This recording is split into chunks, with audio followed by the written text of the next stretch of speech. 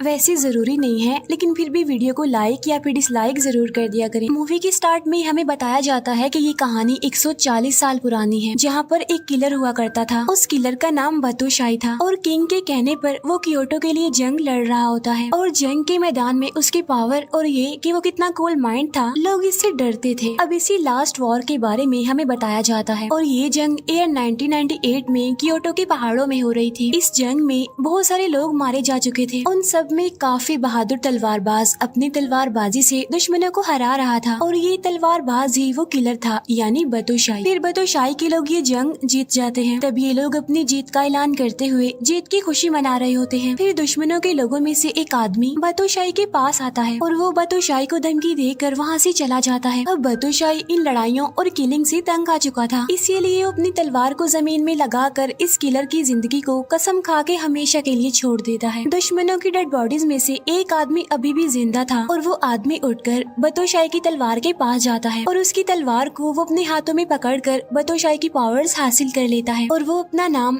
बतोशाई रखकर नकली बतोशाई बन जाता है। इसके बाद हमें 10 साल बाद का सीन दिखाया जाता है, जहाँ पर हम एक आदमी को देखते हैं जो कि एक स्मगलर था। अब उस स्मगलर से मिलने कुछ लोग आते हैं। अब इन लोगों को उस स्मगलर के अफीम बनाने का तरीका पता होता है। अब क्योंकि वो स्मगलर चाहता था कि सिर्फ एक ही पर्सन को इस तरीके के बारे में मालूम हो, इसीलिए वो मेगुमी नाम की लड़की के अलावा सबको मार देता है। फिर कुछ पुलिस ऑफिसर्स उस जगह पर इन्वेस्टिगेशन कर रहे होते हैं जहां बतोशाई ने लोगों के मर्डर्स किए थे। यहाँ पर एक पुलिस ऑफिसर को पता चलता है कि जिसने भी ये सब मर्डर्स किए हैं वो नकली बतोशाई है। फिर हमें मेगुमी दिखाई जाती है जो कि स्मगलर के साथ रह रही थी और मौका मिलते ही वो वहाँ से भाग जाती है और पुलिस स्टेशन आ जाती है। जब स्मगलर को ये बात पता चलती है तो वो नकली बतोशाई को मेगुमी के पीछे लगा देता है। फिर वो नकली बतोशाई पुलिस स्टेशन जाकर सभी पुलिस ऑफिसर्स को मार देता है। अब यहाँ पर हम ये जान पाते हैं कि उस नकली बतोशाई के पास एक खास किस्म की पावर थी जिसकी मदद से वो किसी को भी हिप्नोटाइज कर सकता था। नकली बतोशाई सभी को मारकर मेगुमी को ढूंढ रहा होता है, लेकिन वो उसे कहीं पर भी नहीं मिलती। इसके बाद वो पुलिस स्टेशन से बाहर जाने लगता है कि तभी उसे वहाँ पर कारू नाम की एक औरत मिलती है। कारू बतोशाई को देखते ही पहचान लेती है। अब कारू के फादर का एक डोजो होता है। डोजो वो जगह होती है जहाँ पर तलवारबाजी या फिर जोडो सिखाए जाते हैं। अब कारू के फादर वहाँ बच्चों को खास किस्म की तलवारबाजी सिखाया करते थे। अब ये तलवारबाजी नकली बतोशाई को भी आती थी और वो इसका इस्तेमाल भी किया करता था लोगों को मारने के लिए। तो इसीलिए इस खास किस्म की तलवारबाजी का नाम पूरी सिटी में खराब हो रहा था और इसी वजह से कारू के फादर की भी डेथ हो गई थी। कारू अपनी लकड़ी की तलवार निकाल कर बतोशाई से लड़ने लगती है, लेकिन बतोशाई तो उससे काफी ज्यादा पावरफुल था, इसीलिए वो कारू को मारने ही वाला होता है। तो तभी कारू को बचाने के लिए वहाँ इस मूवी का हीरो जो कि मूवी का मेन कैरेक्टर भी है वो आ जाता है। उसका नाम केंशिन होता है। अब यहाँ केंशिन पर बतोशाई अपनी खास किस्म की पावर का यूज करने की कोशिश करता है, लेकिन उसका केंशिन पर जरा भी असर नहीं होता। तब इसीलिए बतोशाई को केंशिन का एक सीक्रेट पता चल जाता है। इसके बाद वहाँ पर कुछ पुलिस ऑफिसर्स आ जाते हैं। तब उन्हें देखकर बतोशाई वहाँ से भाग जाता है। इस सब के बाद कारू केंशिन को अपने डोजो ले जाती है। कारू बतोशाई से बदला लेना चाहती थी, लेकिन केंशिन उसे समझाता है ये कहते हुए कि बतोशाई तुमसे काफी ज्यादा पावरफुल है। तब ये कहकर केंशिन वहाँ से जाने ही लगता है कि तभी कुछ बुरे लोग डोजो पर कब्जा करने आ जाते हैं और वो बुरे लोग उस डोजो को डिस्ट्रॉय करने लगते हैं। कारू उन्हें रोकने की काफी कोशिश भी करती है, लेकिन वो ऐसा नहीं कर पाती और तभी बाहर से कोई अजीब आवाज सुनाई देती है और वो होती है केंशिन की आवाज, जो कि वहाँ पर डोजो और कारू को बचाने आया था। केंशिन अपनी तलवारबाजी से कुछ ही मिनटों में बुरे लोगों के ग्रुप को हरा देता है, लेकिन वो किसी को भी जान से नहीं मारता। इसके बाद पुलिस वहाँ पर भी आ जाती है। तब पुलिस उन बुरे लोगों को अरेस्ट करके ले जाती है। साथ साथ पुलिस केंशिन को भी अपने साथ ले जाती है। केंशिन जब जेल में बैठा होता है तो एक पुलिस ऑफिसर उसके पास आता है। अब इस पुलिस ऑफिसर को पता होता है कि असल में केंशिन ही असली बतोशाई है। उसी जेल में एक और लड़का भी था जो कि एक फाइटर था, जो उस पुलिस ऑफिसर और केंशिन की बातों को बड़े गौर से सुन रहा था। वो पुलिस ऑफिसर केंशिन को जेल से बाहर निकाल कर एक पॉलिटिशियन के पास ले जाता है और वो केंशिन को फिर से एक किलर बनने के लिए कहता है, जिसके लिए केंशिन इनकार कर देता है। तो वो पुलिस ऑफिसर केंशिन को तलवार से लड़ने के लिए कहता है।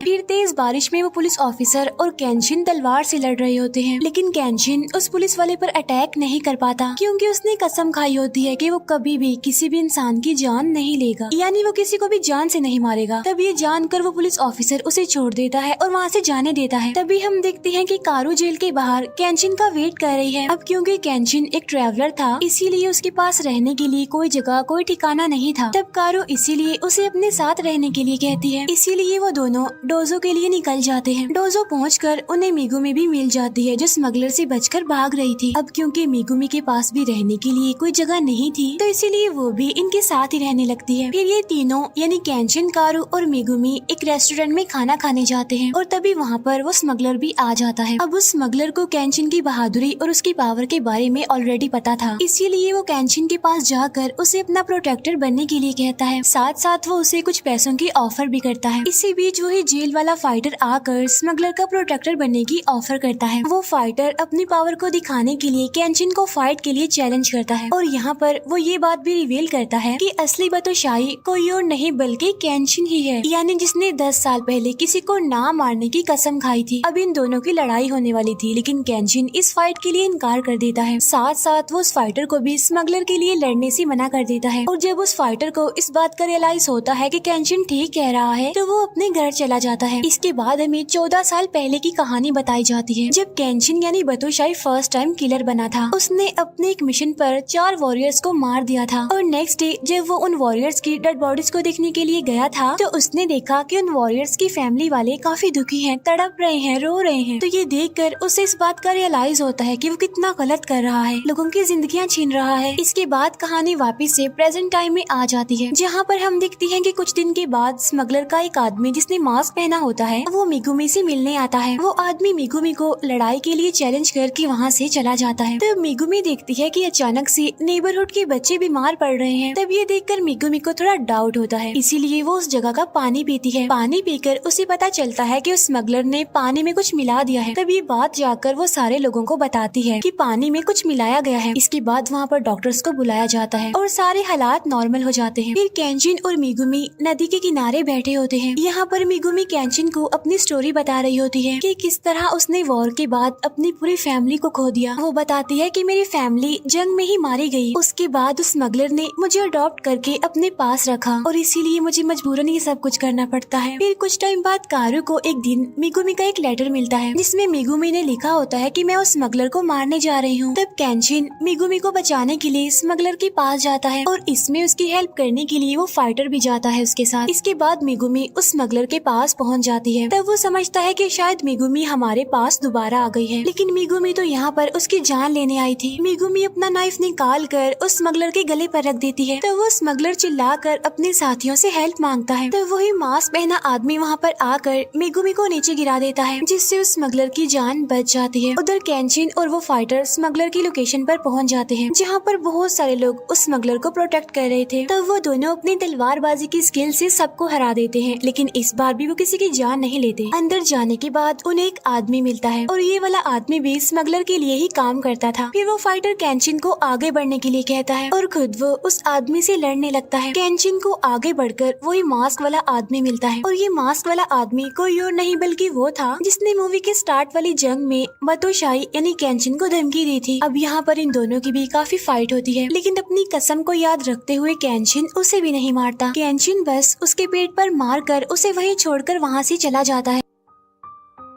अब वो मास्क वाला आदमी काफी इंजर्ड था, इसीलिए वो वहाँ से हिल भी नहीं पा रहा था। वो फाइटर भी दुश्मनों को हरा कर केंचिन के पास आ जाता है। फिर केंचिन और वो फाइटर स्मगलर के रूम तक पहुँच जाते हैं, लेकिन तभी स्मगलर अचानक से अपनी मशीन गन से उन पर गोलियां चलाने लगता है और ठीक उसी टाइम पर वहाँ पर वो पुलिस ऑफिसर भी आ जाता है जो सही मायनों में केंचिन की हेल्प करना चाहता था। फिर केंचिन और वो फाइटर स्मगलर को डिस्ट्रैक्ट करते हैं और इसी टाइम वो पुलिस वाला उस स्मगलर को पकड़ लेता है। फिर केंचिन ऊपर जाता है जहाँ पर उसे मेगुमी मिलती है। अब यहाँ पर मेगुमी केंचिन को बताती है कि कारू की जान खतरे में है और ये खतरा कोई और नहीं बल्कि बातोशाई है। तब केंचिन बगैर अपना टाइम जाया किए कारू को बचाने के लिए चला जाता है। वहाँ जाकर वो देखता है कि बातोशाई कारू को मार रहा है। तब केंचिन अपनी तलवार निकाल कर बातोशाई पर अटैक कर देता है। अब यहाँ पर उन दोनों की जबरदस्त फाइट होती है, लेकिन जाहिर सी बात है केंचिन अपनी कसम की वजह से उसे नहीं मारता जान से, लेकिन बातोशाई अपनी खास किस्म की पावर से कारू पर अटैक करता है जिसकी वजह से कारू मरने वाली हो जाती है। तब कारू को बचाने बचाने के लिए केंशिन को एक मुश्किल फैसला करना पड़ता है। उसे अपनी कसम तोड़नी होगी बातोशाई को मारकर। अब केंशिन अपनी तलवारबाजी से बातोशाई का हाथ तोड़ देना चाहता था, क्योंकि कारू को बचाने के लिए उसे किसी भी सूरत बातोशाई को मारना ही होगा। तभी ये बात जहन में रख कर वो अपनी तलवार से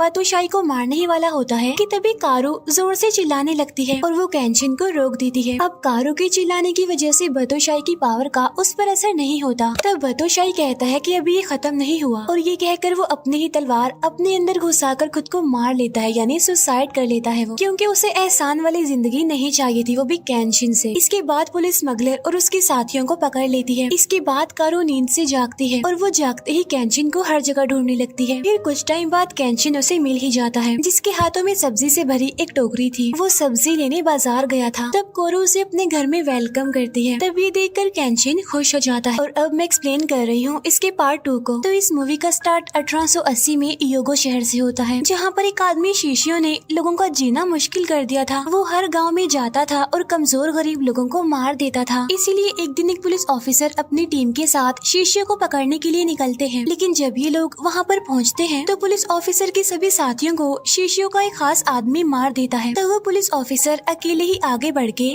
शीशियों की लोकेशन पर पहुँच जाते हैं, जहाँ पर एक रिचुअल चल रहा था। फिर वो पुलिस ऑफिसर शीशियों के पास जाता है। शीशियों उस पुलिस ऑफिसर से कहता है कि तुम्हारे अंदर बहुत हिम्मत है, तुम काफी बहादुर हो, इसीलिए तुम गवर्नमेंट को छोड़कर मेरे साथ शामिल हो जाओ। लेकिन वो पुलिस ऑफिसर इस बात के लिए मना कर देता है, जिस पर गुस्से में आकर शीशियों सभी पकड़े हुए पुलिस ऑफिसर्स को आग में फेंकने लगता है। इसके बाद वो लोग वहाँ से निकल जाते हैं। इसी दौरान हम दूसरी जगह पर केंशिन को देखते हैं, जो अभी भी कारू के डोजो में ही रह रहा था। वहीं पर 2 और लोग भी रहते थे जो केंशिन के दोस्त थे। एक दिन केंशिन को मिनिस्टर अपने पास बुलवाता है। तब मिनिस्टर उसे बताता है कि शीशियों बहुत जल्द इस सिटी पर भी अटैक करने वाला है। और तब वो मिनिस्टर ये बताने लगता है कि शीशियों आखिर कौन है। वो बताते हैं कि असल में कुछ सालों पहले एक जंग हुई थी, जहाँ पर शीशियों गवर्नमेंट का साथ देते हुए लड़ रहा था। और ये लड़ाई जीतने के बाद शीशियों को पता चला कि वो कितना पावरफुल है, तो इसीलिए उसने गवर्नमेंट के साथ ही बगावत की। लेकिन बाद में गवर्नमेंट ने उसे पकड़ लिया और उसे काफी मारने के बाद जलने के लिए वहीं पर छोड़ दिया। लेकिन उस दिन बर्फ काफी ज्यादा गिरी थी, इसीलिए वो बच गया। और बस तब से ही उसने अपनी एक आर्मी बनाई ताकि वो इस गवर्नमेंट को खत्म कर सके और बाद में वो जापान पर राज कर सके। अब यहाँ पर मिनिस्टर चाहते थे कि शीशियों को मारने के लिए केंशिन उनकी हेल्प करे, क्योंकि केंशिन भी कुछ टाइम पहले शीशियों की तरह ही एक काफी बहादुर वॉरियर था। वो इतना बहादुर था कि उसके सामने कोई भी नहीं टिक पाता था। लेकिन केंशिन उनकी हेल्प करने से इनकार करके वहाँ से चला जाता है।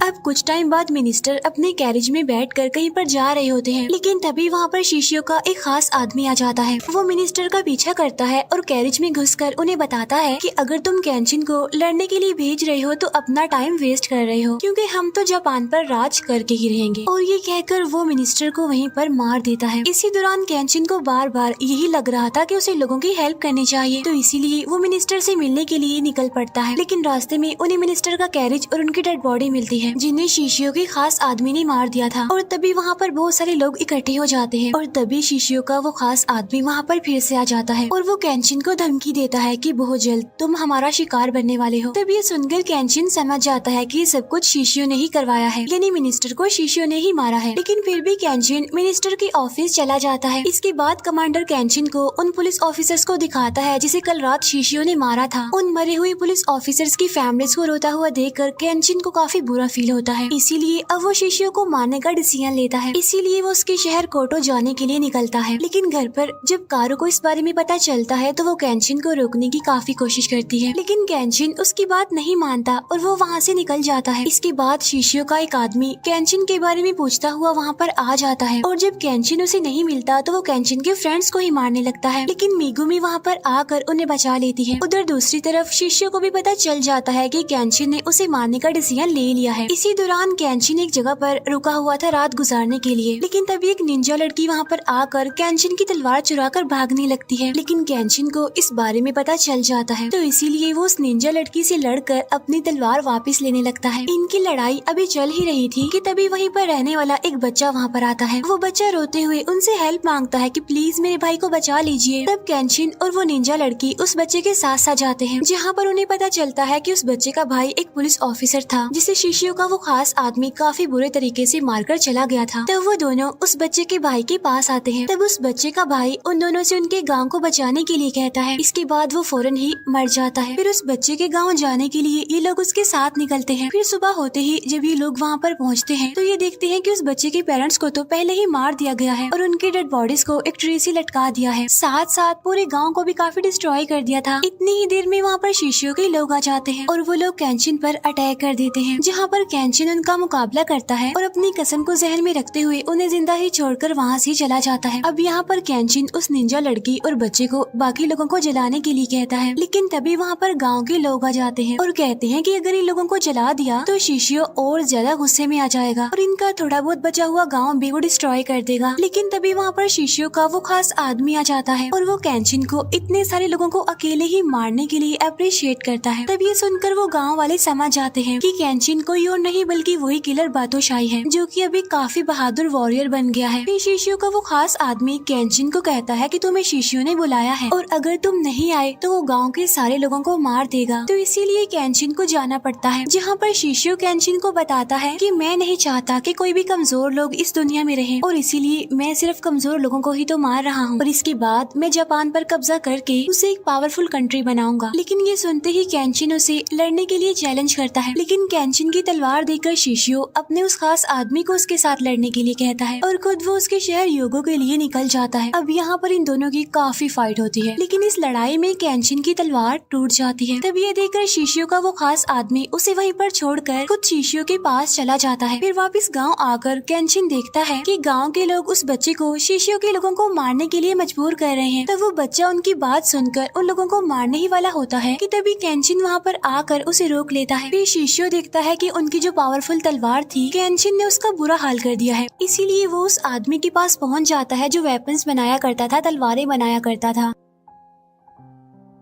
इसके बाद शिष्यो अपने खास आदमी से अपने 10 तलवारबाजों को बुलाने के लिए कहता है और वो जापान के सबसे बड़े किलर्स थे, क्योंकि उनके आते ही शिष्यो अपना प्लान स्टार्ट करने वाला था। फिर हम केंचिन के फ्रेंड को देखते हैं जो कि उसकी हेल्प करने के लिए जा रहा था, लेकिन वो इंजर्ड भी था क्योंकि उसकी चोटें अभी ठीक नहीं हुई थी, इसीलिए मेगुमे उसे कुछ मेडिसिन देती है। इसके बाद हम केंचिन को देखते हैं जो उस निंजा लड़की की तलवारबाजी से काफी खुश हुआ था। फिर उन दोनों की दोस्ती हो जाती है। वो निंजा लड़की केंचिन को एक ऐसी जगह पर लेकर आती है जहाँ पर वो रात गुजार सकते थे। तभी उस जगह के ऑनर को वो निंजा लड़की बताती है कि ये वही बातोशाही केंचिन है जो कि एक काफी बहादुर वॉरियर है और शिष्यो इसे ढूंढ रहा है क्योंकि बहुत जल्द ये शिष्यो को मारने वाला है। तब उस जगह का ऑनर केंचिन को बताता है कि असल में मैं भी एक निंजा हूँ, लेकिन नई गवर्नमेंट ने हमारे सारे काम को खत्म कर दिया, इसीलिए मैं अभी ये होटल चला रहा हूँ। और शिष्यो का एक खास साथी भी है और वो भी पहले निंजा ही हुआ करता था, लेकिन वहाँ का किंग ये नहीं चाहता था कि निंजा भी वॉरियर्स के साथ मिलकर दुश्मनों से लड़े, क्योंकि वॉरियर्स को ज्यादा इम्पोर्टेंस दी जाती थी, उन्हें ऊपर रखा जाता था। इसीलिए जितने भी निंजा थे उन सबको गवर्नमेंट ने मारना शुरू कर दिया, जिससे वो शिष्यो का साथी काफी गुस्सा हो गया और फिर देखते ही देखते उसकी आंखों के सामने सारे निंजा मारे गए। तो तभी से शिष्यो के उस साथी ने डिसाइड कर लिया कि वो सबसे बड़े वॉरियर यानी केंचिन को मार कर ही रहेगा, ताकि इस दुनिया को पता चल सके कि निंजा भी किसी वॉरियर से कम नहीं है। तब केंचिन उसे बताता है कि असल में मैं यहाँ पर शिष्यो को ही मारने आया हूँ, क्योंकि वो लोगों को बिला वजह ही परेशान कर रहा है। तो वो निंजा इस लड़ाई में केंचिन की हेल्प करने के लिए कहता है। तब केंचिन उसे अपनी तलवार दिखाते हुए कहता है कि मेरी तलवार टूट गई है, तो इसीलिए वो निंजा उसे तलवार बनाने वाले एक आदमी को ढूंढने के लिए कहता है। उधर शिष्यो के वो 10 वॉरियर्स यानी वो किलर्स पहुँच गए थे और उन्हें ये बात भी पता चल जाती है कि केंचिन इस सिटी में आ गया है और वो अपनी नई तलवार ढूंढ रहा है। तब यहाँ पर शिष्यो समझ जाता है कि केंचिन अपनी तलवार लेने के लिए उसी के पास जाएगा जो यहाँ पर तलवार बनाने का काम करता था, लेकिन वो तलवार बनाने वाला आदमी तो ऑलरेडी मर चुका था। लेकिन केंचिन तो उस आदमी के बेटे के पास जाता है और उसे तलवार बनाने के लिए कहता है, लेकिन उस आदमी ने तो अब तलवार बनाने का काम छोड़ दिया था, तो इसीलिए केंचिन वहाँ से चला जाता है। लेकिन थोड़ी देर के बाद उस तलवार बनाने वाले को पता चलता है कि उसके बेटे को शिष्यो के एक वॉरियर ने किडनैप कर लिया है, तो इसीलिए वो तलवार बनाने वाला आदमी केंचिन के पास जाकर उसे हेल्प मांगता है अपने बेटे को वापस लाने के लिए, जिस पर केंचिन कैंचिन उसे बताता है कि मुझे वॉरियर्स वाली तलवार चाहिए जो कि उसी आदमी के पास थी। इसके बाद कैंचिन शिशियो के उस वॉरियर के पास जाता है जिसने उस तलवार वाले आदमी के बेटे को किडनैप किया था ताकि वो उस बच्चे को बचा सके। लेकिन शिशियो का वो वॉरियर नहीं मानता, इसीलिए उन दोनों की फाइट होने लगती है। लेकिन तलवार ना होने की वजह से कैंचिन हारने लगता है। तब ये देखकर वो तलवार बनाने वाला आदमी आखिरी वॉरियर्स की तलवार लेकर कैंचिन को वो तलवार देने जाता है और वो तलवार कैंचिन को मिल जाती है, जिसकी वजह से अब उनकी जबरदस्त फाइट होने लगती है। लेकिन उस तलवार की वजह से कैंचिन शिशियो के इस वॉरियर को मार देता है। लेकिन कैंचिन जब तलवार देखता है तो उसे पता चलता है कि ये बैक ब्लेड तलवार है, जिसकी वजह से शिशियो का वो वॉरियर बच गया। लेकिन उनकी लड़ाई के दौरान पुलिस भी वहाँ पर आ जाती है और वो शिशियो के उस वॉरियर को पकड़कर अपने साथ ले जाती है। अब तलवार बनाने वाले आदमी को उसका बेटा भी वापस मिल जाता है। दूसरी तरफ कैंचिन के फ्रेंड्स भी इस शहर में पहुँच गए थे। इसके बाद कैंचिन देखता है कि उसकी तलवार पर कुछ लिखा हुआ है। तब इस बारे में वो तलवार बनाने वाला उसे बताता है कि ये वॉरियर्स की असली वाली तलवार है, यानी बैक ब्लेड सॉर्ड। इसके बाद शिशियो हमले की तैयारी करता है। तब ये बात पुलिस स्टेशन में रहने वाले शिशियो के उस वॉरियर तक पहुंच जाती है, इसीलिए वो पुलिस को बताता है कि कल ये पूरा शहर जल जाएगा। अब ये बात उस होटल के मालिक यानी निंजा को भी पता चल जाती है, इसीलिए वो पूरा शहर खाली करवाने लगता है। सारे पुलिस ऑफिसर्स, वॉरियर्स और निंजा इस फाइट के लिए तैयारी कर रहे होते हैं। तब कारू और कैंचिन का फ्रेंड भी इस फाइट में लड़ने का फैसला करते हैं। उधर शिशियो अपने साथियों को कह रहा होता है कि इस पूरे शहर को जला दिया जाए। रात को अचानक से आसमान में फायर क्रैकर्स जलने लगते हैं और वही शिशियो के लोग उस पूरे शहर को जलाना शुरू कर देते हैं। ये देखकर पुलिस उन पर फायरिंग करने लगती है और वहाँ पर बिल्कुल एक जंग का मैदान बन जाता है। यहाँ पर कैंचिन एक पुलिस ऑफिसर से मिलता है और वो दोनों बहादुरी से दुश्मनों के खिलाफ लड़ रहे होते हैं। इसके बाद निंजा अपने होटल में था जहाँ पर शिशियो का एक आदमी भी आ जाता है और यहाँ पर उन दोनों की फाइट होने लगती है। इतनी ही देर में वहाँ पर वो निंजा लड़की भी आ जाती है, लेकिन वो देखती है कि शिशियो के आदमी ने निंजा को मार दिया है। उधर लड़ाई के मैदान में कैंचिन दूर से शिशियो को देखता है और तब वो उसका पीछा करते हुए एक सुनसान जगह पर पहुंच जाता है जहां पर शिशियो के ही भेस जैसे बहुत सारे लोग आ जाते हैं और वो सब कैंचिन पर अटैक कर देते हैं। लेकिन कैंचिन और उसके दोस्त इस लड़ाई में जीतने लगते हैं और वो आसानी से शिशियो और उसके लोगों को हरा देते हैं। लेकिन उस पुलिस ऑफिसर और कैंचिन को कुछ तो गड़बड़ लगती है, क्योंकि उन्हें काफी आसानी से जीत मिली थी इसलिए। और अगर शिशियो वाकई ही शहर को जलाना चाहता है तो वो यहाँ पर अपने उन 10 वॉरियर्स को भी लाता, लेकिन ऐसा तो कुछ भी नहीं हुआ। यानी ये कैंचिन को वहाँ पर रखने का एक ट्रैप था। इसी दौरान हम देखते हैं कि कैंचिन की फ्रेंड कारू को शिशियो का वो खास आदमी पकड़ कर ले जाता है। तभी कैंचिन को पता चलता है कि शिशियो का ये अटैक तो बस शुरुआत है अभी, और उसका अगला टारगेट टोक्यो होगा। और अब शिशियो के साथी टोक्यो को डिस्ट्रॉय करने के लिए निकल रहे होंगे। अब वहाँ शिशियो ने भी अपने अगले प्लान के मुताबिक टोक्यो को बम से उड़ाकर पूरे शहर को डिस्ट्रॉय करने का ऑर्डर दे दिया था। अब यहाँ पर कैंचिन शिशियो को मारने के लिए निकल जाता है, जहाँ पर रास्ते में कैंचिन शिशियो के खास आदमी को भी देख लेता है जो कि कारू को अपने साथ ले जा रहा था। और तब वो शिशियो के उस आदमी का पीछे करते हुए उनके शिप तक पहुंच जाता है। यहाँ पर शिशियो कारू को बांधकर उसे कैंचिन के सामने लाता है और अब वो कैंचिन को उसके साथ लड़ने के लिए चैलेंज करता है। लेकिन यहाँ पर कैंचिन को अपनी फ्रेंड कारू को बचाना था, तो इसीलिए कैंचिन फाइट के लिए इनकार कर देता है। इसीलिए शिशियो और उसके वो 10 वॉरियर्स यानी वो किलर्स आगे आते हैं और वो कैंचिन के साथ लड़ने लगते हैं। अब यहाँ पर उनकी काफी फाइट होने लगती है। उनकी लड़ाई इतनी ज्यादा हो जाती है कि रुक ही नहीं रही थी। लेकिन इसी बीच शिशियो के लोग कारू को समंदर में फेंक देते हैं। तब ये देखकर कैंचिन उनसे लड़ाई रोक देता है और वो कारू को बचाने के लिए समंदर में जाता है, लेकिन इतने तूफान में वो उसे नहीं मिलती। इसके बाद ये सीन यहीं पर कट हो जाता है। फिर हम देखते हैं कि एक आदमी बेहोश कैंचिन को अपने कंधे पर डालकर कहीं ले जा रहा था और यहीं पर इसका सेकंड पार्ट भी एंड हो जाता है।